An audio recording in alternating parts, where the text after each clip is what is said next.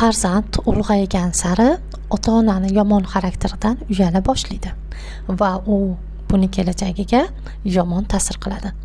O'zingiz ham bir o'ylang, yoshligingizda onangizni yoki dadangizni har ikkalasini ham uyaladigan qaysidir xarakterlari bo'lgan. Siz ham sinfdoshlaringiz oldida, qo'ni-qo'shnilaringiz oldida, dugonalaringiz oldida ota-onangizni qaysidir yomon xarakteridan, qaysidir jihatlaridan uyalgansiz.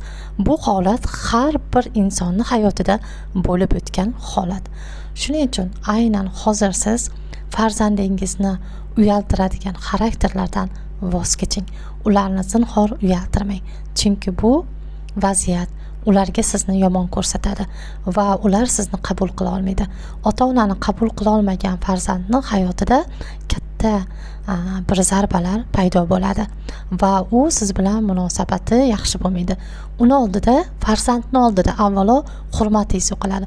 U sizni hurmat qilmay qo'yadi. Shuning uchun avvalo bu jihatingiz farzandga qattiq ta'sir qiladi.